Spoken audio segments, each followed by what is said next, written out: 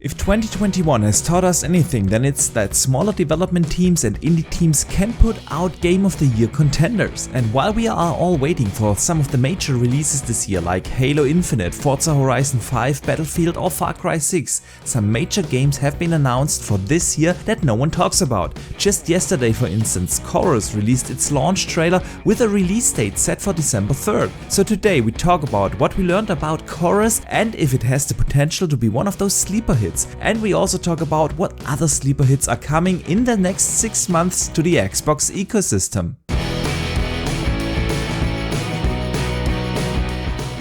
Hello gamers from around the world, this is Boxenberger, the video game enthusiast from Germany, with a video about some games that not enough people talk about and that have the potential to give us quality gaming experiences. But before we discuss everything, you should treat yourself and set your player to full 4K 60 FPS to get the best audio-visual experience I can deliver to you. And while you're at it, please also consider to hit the like and subscribe button and maybe even turn on the notification bell to not miss out on future content. Thank you guys, you are awesome, and now let's dive right into it and talk about Chorus. The space shooter is developed by Fish Labs and is published by Deep Silver. The game has been shown off in the 2 Xbox shows last year in the lead up to the launch of the Xbox Series consoles. And while it's still a multiplayer game, it is coming day one into Gamepass. At least that's what they said last year, cause in yesterday's announcement Gamepass wasn't mentioned. But that must not mean anything, and because the marketing rights are lying with Xbox, it is strongly related to the Microsoft platform. Back in 2020 we already learned that this space shooter is a story-driven game where you, the player, take control of Nara, who was once the deadliest warrior of a mysterious group called the Circle and is now their most wanted fugitive, on a quest to destroy the dark cult that created her. Along with Forsaken, her starfighter, we will explore the universe in diverse environments and will be able to unlock different weapons and abilities along the way. The game will make use of some of the next gen, or by now we can say current gen, console features like high frame rates and ray tracing. Okay, yesterday's trailer got me actually quite excited for the game. Chorus definitely looks visually stunning. The fast-paced space combat looks really gorgeous with a lot of great lighting effects and particle effects going on. Obviously we can only judge once we have the game in our hands ourselves, but if they can keep up that kind of visual fidelity at 60 FPS, we are definitely in for a treat. Explosions look amazing, the debris in space reacts to the spaceship, and the space environments look epic and detailed. I think the big question we all have is just how good does it actually feel to steer your ship?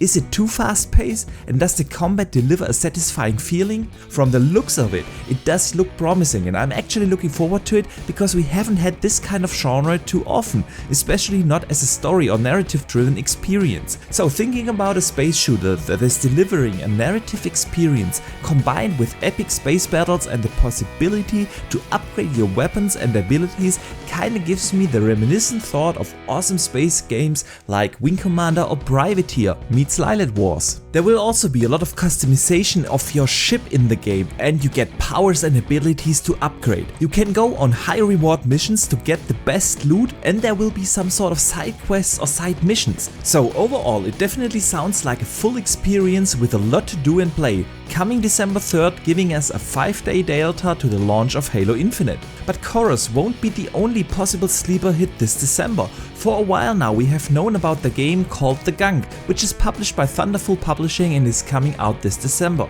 The Gunk is a third-person action adventure that lets you play as 2 space explorers that happen to land on a planet which is plagued by a corruptive gunk.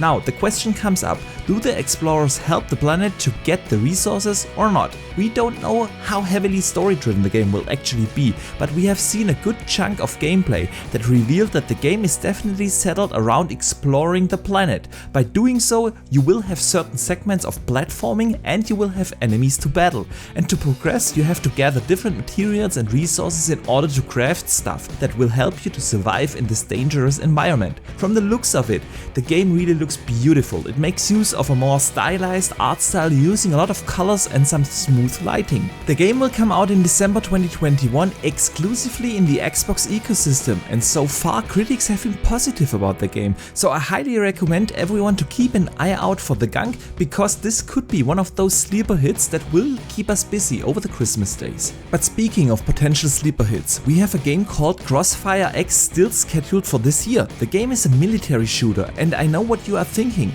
Do we really need another military shooter in 2021? I mean, we already have Call of Duty, Battlefield and Halo Infinite. And especially the first reception of Call of Duty in the beta has been nothing but negative. It will still sell like hotcakes. So how does CrossFireX fit in this year? Well, it is a good question if we need that kind of military shooter this year. The game has been developed by the Korean developer Smilegate and has been out on PC for a while, and it's kind of like a Counter-Strike type of game. But Team Xbox hired Remedy, makers of games like Quantum Break, Control or Alan Wake, to develop a single-player campaign for that game that was so far multiplayer only, and this campaign will be brand new. So do we need another military shooter? Well, I would say we could wait for the multiplayer, but thinking about a single-player campaign coming from Remedy, I would say it's never wrong to get one of those. The game is kind of shrouded in mystery, to be honest. Last year we got an extensive trailer for the game with some smaller snippets of gameplay and a release date for last year.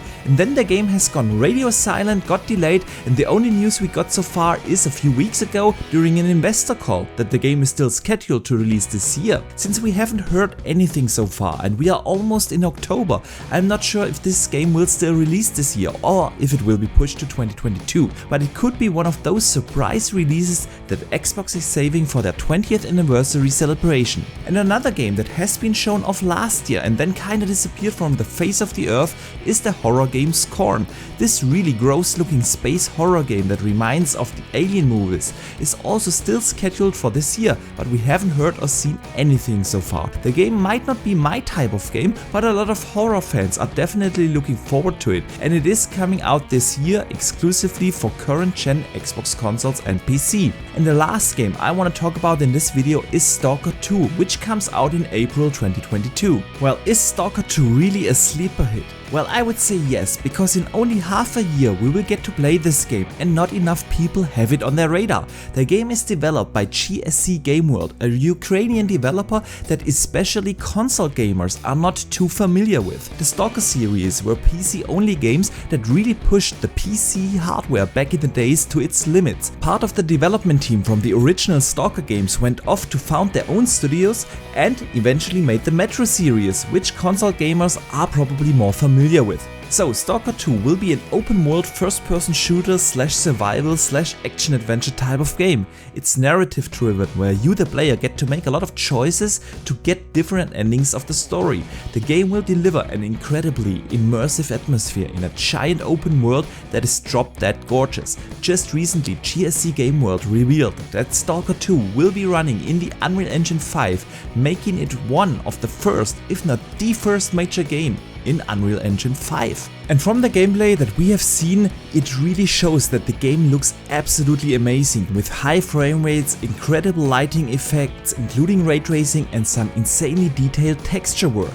And I have zero doubt that this game will be a true next-gen showcase, not just in terms of its visuals, but also in terms of level and environmental design in this post-apocalyptic world coming in April 2022 exclusively into the Xbox ecosystem. But with that, I already want to wrap it up. Over the course of the next 6 months, we will get some major releases like Halo Infinite, Forza Horizon 5, Elden Ring, etc, etc. And of course, I'm really looking forward to play them all. But if I think about some of the best games I have played this year, it's not just those major AAA games. Games like Song of Iron, The Ascent, It Takes Two were amazing, and in my Game of the Year list, Death's Door and Psychonauts 2 are battling for my personal pick of Game of the Year so far. And that's why I said in the intro that 2021 has taught us that indie devs and smaller AA developers shouldn't be dismissed, because they can deliver some of the best gaming experiences out there. And seeing yesterday's Chorus trailer or watching gameplay for the Gunk,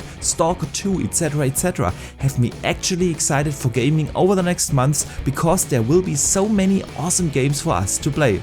But for now, I hope you enjoyed this video, and if you did so, please do not forget to hit the like and subscribe button as well as the notification bell. And if you want to support the channel even further, you can become a channel member and get early access to my videos and custom-made badges and emojis. And let me thank everyone who supports this channel in any kind of way. You guys rock big time and make this channel to what it is. And now let me know in the comments down below, what did you think of Chorus? Which potential sleeper hits are you looking forward to the most? And besides here on YouTube, you can also hit me up on Twitter, where I share a lot of opinions and gaming discussions. But for now, thank you very much for watching, I see you the next time, and game on!